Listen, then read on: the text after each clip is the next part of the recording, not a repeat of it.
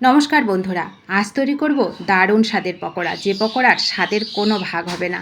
আর তৈরি করতে করতে আপনার প্লেট খালি হয়ে যাবে। সময় লাগবে মাত্র 5 মিনিট। মাত্র 5 মিনিট সময়ে এই লোভনীয় পকোড়াগুলো আপনিও তৈরি করে খেতে পারবেন। খেতে দুর্দান্ত স্বাদের লাগে। মেঘলা দিনের সন্ধ্যাবেলা কিংবা বর্ষা দিনের সন্ধ্যাবেলা এই পকোড়া খেতে তো অসম্ভব মজার লাগে। তো দেখুন, এই পকোড়া তৈরি করতে আমার লাগবে ম্যাগি। ম্যাগি তো আমরা অনেকভাবে তৈরি করে খাই, তো ম্যাগিকে বলবো একবার এইভাবে তৈরি করে খেয়ে দেখুন, অনেক অনেক মজা পাবেন। তো দেখুন, 1 প্যাকেট ম্যাগি নিলাম। ম্যাগিটাকে আমি কেটে প্লেন জলের মধ্যে সেদ্ধ করে নেব। কোনো রকম লবণ টবণ কিছুই দিতে হবে না, শুধু জলের মধ্যে এটাকে আমি সেদ্ধ করে নেব। তো সেদ্ধ হয়ে গেছে, এবার জল ঝরিয়ে অন্য একটা পাত্রে ম্যাগিটাকে আমি নিয়ে নেব। কোনো রকম যেন জল না থাকে সেটা একটু খেয়াল করবেন।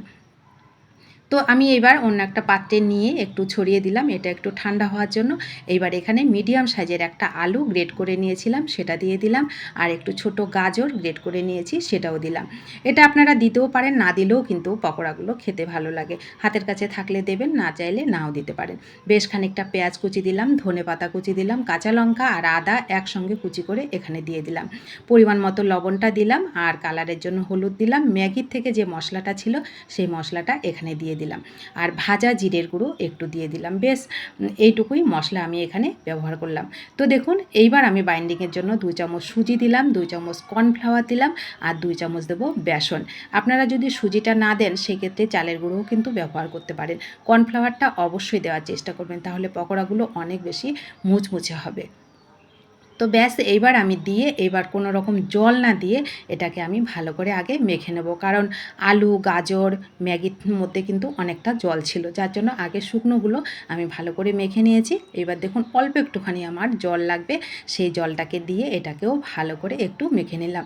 অনেকক্ষণ যে মাখাতে হবে সেরকমও কোনো ব্যাপার নেই, শুধু একটু মাখিয়ে ভালোভাবে মাখিয়ে নিলেই হবে। তো দেখুন, মাখানোটা রেডি। এরকম শক্ত করে মাখাবেন। এইবার এদিকে আমি তেলটাকেও মিডিয়াম হিটে গরম করে নিয়েছিলাম, গ্যাসটাকে অন করে কড়াইটা আগের থেকেই বসিয়ে দিয়েছিলাম।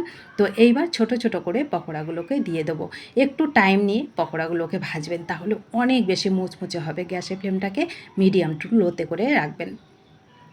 তো দেখুন, আমি গ্যাসের ফ্লেমটাকে মিডিয়াম টু লোতে করে রেখে পকোড়াগুলো ছোট ছোট করে দিয়ে আমি কিছু টাইম ধরে 4 থেকে 5 মিনিট ধরে এগুলোকে আমি ভেজে নিয়েছি। তবেই পকোড়াগুলো অনেক বেশি মুচমুচে হয়েছে, আর অনেক টাইম কিন্তু থাকে ওই পকোড়াগুলো মুচমুচে। যেহেতু এখানে সুজি দেওয়া হয়েছে, কর্নফ্লাওয়ার দেওয়া হয়েছে, যার জন্য এই পকোড়াগুলো কিন্তু দীর্ঘক্ষণ মুচমুচে থাকে।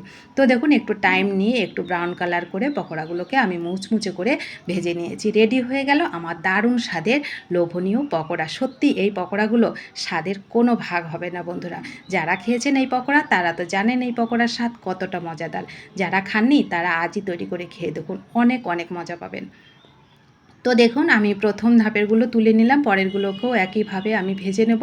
তো এগুলো ভাজা হতে হতে আমি দেখিয়ে দিচ্ছি আগেরগুলো কতটা মুচমুচে হয়েছে। তো দেখুন কতটা মুচমুচে হয়েছে পকোড়াগুলো, একেবারে কুড়মুড়ে মুচমুচে পকোড়া। বর্ষার দিনের সন্ধ্যাবেলা চায়ের সঙ্গে এরকম পকোড়া হলে আর কিছুই লাগে না বন্ধুরা।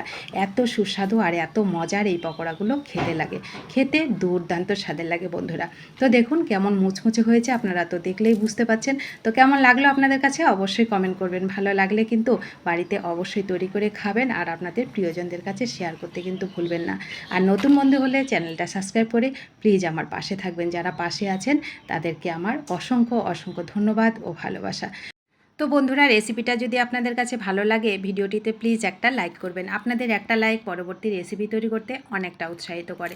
তো সকলে ভালো থাকুন, সুস্থ থাকুন এবং আনন্দে থাকুন। আর এই সুন্দর লোভনীয় পকোড়াটা না খেয়ে থাকলে আজই তৈরি করে খেয়ে দেখুন, অনেক অনেক মজা পাবেন কিন্তু।